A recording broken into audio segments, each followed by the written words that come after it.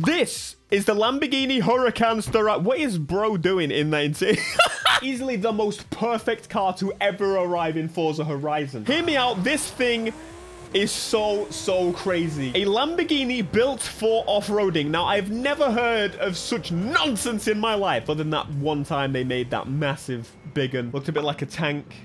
That fella. And don't tell me, oh, but the Urus. Shut your damn mouth. This is so much better than the Urus in every single capacity if we were talking Lamborghini. Number one, it has a V10. Easy. Number two, it's a car I'd like to be... I can't say I've ever driven this road before, but hey, now I've got an off-road car that is a Lamborghini. I'm going to be doing a bunch of off-roading in my Lamborghini. Forza's been begging for this for so long. I couldn't get the Porsche, so I got this instead. So let's show you exactly how you get this car on whatever version you're playing, including the PS5 version. Isn't that amazing? Congratulate, welcome to the club, fellas. To unlock the car, you take part in the New Horizon Realms mode, and it's actually super easy. And I do have some opinions on this new mode. It very much feels like they threw something together pretty quickly, but I'm not fully negative. I did enjoy it for the most part. The idea is you complete these accolades and you unlock these 3 cars, including the Sterrato, which is the one that most people want to be doing. Now, these events here are actually quite a lot of fun for the most part. Incredibly basic, and I want to praise whoever did this UI and whoever took these photos for the UI. Mwah. This is some of the best UI I've seen in Forza.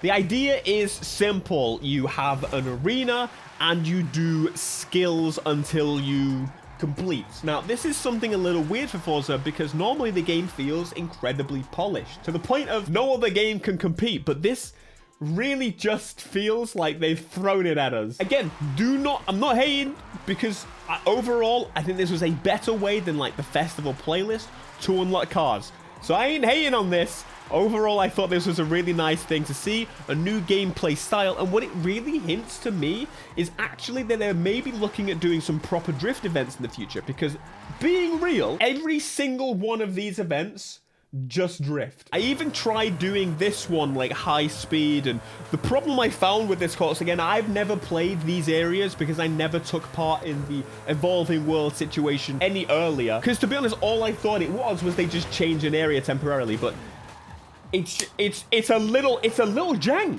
Like, anyway, overall, pick a drift car and you'll mash through these events. A lot of the track ones end up having areas that would be super easy to just go to and drift. For example, this is a course that I tried to leave, and while drifting down the track, I realized that in there appears to be a much better place to just drift around. Anyway, drift around, super easy, get your points. I'm like top 5 in the leaderboards right now, so hit me up, Forza. If there's a most frustrating one, again, it's just this coffee area. I've heard about this when they launched it. It's cool, it's got a photo area, but you'll notice my points keep banking.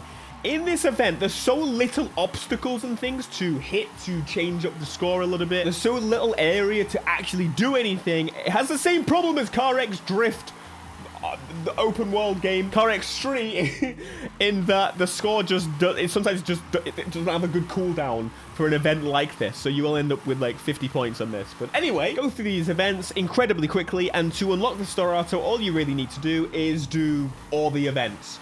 And when I say do all the events, I mean do them, as in do the bare minimum and stop, if you will, if you don't care about high scores or anything, but it is kind of fun. You're there anyway, so you may as well have a little bit of fun with it, you know. After you complete one of them, you'll unlock the Mammoth Hennessy. It is an absolute brute. Look at the state of this thing. It's disgusting. We now got 2 of these types of trucks in the game, which is pretty cool. And that's about where that ends. I don't mind it. I think trucks are kind of cool, especially when they've got extra wheels at the rear for some reason, but I care about the Lamborghini. That's what I want to see. So let me show you. Going to the Horizon Realms tab, you can see that when I say bare minimum, I did 100 points on the maze, and I still completed the objective. It feels like an early setup for drift events in the future, as I said. So that I'm kind of excited about. New gameplay, to me, is always more exciting than the new car themselves. But without further ado, you're here for the car, probably. The good prizes for doing these events and the accolades actually make it worth it. And I hate to say it, someone that doesn't really give a poo-poo about collectibles and like mini objectives and things like this, they might be getting to me because now this is the first time I've ever known I can get 50 points for the Forzathon shop by just claiming these that I probably have hundreds of. Do you want to see? Is this going to give you anxiety? Look at all the things I've got to claim. Oh, there's not actually that many. Maybe I did claim them. Or maybe I just didn't do them. Let's just jump straight into checking this thing out in a cross-country event. Forza Horizon has always been about throwing a car off... Okay, other than the first game. Throwing a car off-road because it generally is the fastest thing to do. And they kind of took a little bit of that from Test Drive. Test Drive back in the day used to have something a little bit similar, but definitely not to this extent. One of the playing styles that they just kind of suggested is throwing your car off of sand dunes and mountains and hills because it was quicker to do so than the road. And whether you like that or not, I think it's a pretty cool thing to have this Lamborghini basically built for purpose for Forza. And the fact that they didn't have it until now is so wild to me. Oh, mate, there's the Porsche. Oh, I really want the Porsche. I really hope with the addition of the PlayStation, that Porsche needs to come back in rotation. Again, the two ultimate Forza Horizon cars, if there were ever cars for this series, it would be these two boys.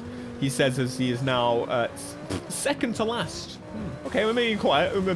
10th. I actually did my best to build one of these from just the normal Huracan in the game, but either way, I now got this. So that would actually be interesting to compare the two. Which is better, built versus bought? Oh my god, this bloody Porsche! Bugger off!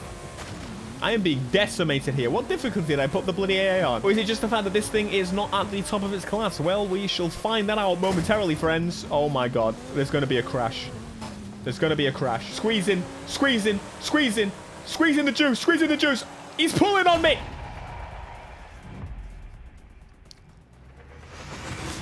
Maybe it's not a great idea, Lamborghini. Maybe you made a terrible car. Righty then, let's get into business. Into business. It's already got some off-road tires, so that's not...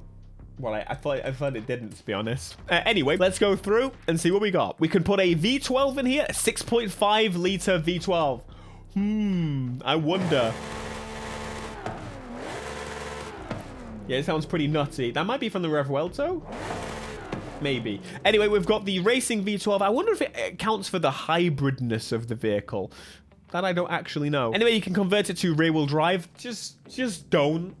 Just don't. What are you doing? Then we've got the aspiration conversions, which we can twin turbo it or centrifugal supercharger it. I'm putting the turbos on it. Who doesn't think this car should come with twin turbos, full power, full beans? Twin turbo Huracans are insane. But it is kind of sad to think about. This might be the last cool Lamborghini that's not, you know, a bajillion pounds. We can also put the off-road suspension on it, which raises it a little bit higher. Pretty cool. But I'm talking legitness here, my friends. It's kind of worrying. I'm kind of upset. This is it for the Lamborghini V10. We're going to a V8 on the next one, which people are going to be like, oh, it's fine, defend. I don't care. I feel like the reason they would have done it is probably for emissions. But at the same time, I feel like people are going to be like, oh yeah, but now, the Urus is a real Lamborghini. No! No, it is not. It will never be. It's a big piece of crap. Anyway, what can I do to the gearboxes or anything of use? Usually it just seems like it's just not worth bloody doing. You know what? How about you just convert this to a normal car? No, I'm not doing that. I'm not doing that. So changing this tire compound to the off-road race tire compound makes it worse than the stock tire compound. It seems like it's just not worth it. Okay, fine. Yeah. Oh my goodness, you can make those super thick. What are those? 305s in the front. Holy crap. 355s in the rear. Yeah. You can also change the rim size if you would like to. I'm not going to do that. I'm a tire man, okay? Big tires are better than big rims. It's just how it be. The fitment is completely wrong. I think it was actually pretty bang on before. They've just... I feel like they just copied it from the normal Huracan.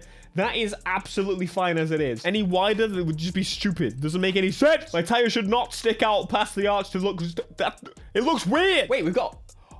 Oh my goodness. That's really cool. And you can put a Forza lip on there, which I'm going to be honest... actually looks really sick. I'm quite happy with that, to be fair. And the wing, yeah, no. Not even 1,000 horsepower. As I don't want to put The V12 in there, that's silly. But is it though?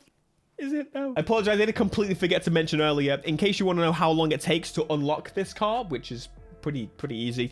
You're looking about an hour 20, even if you're not rushing. It's not that crazy a time. That purple is so sexy. The blue... Oh, I like that. That is really nice.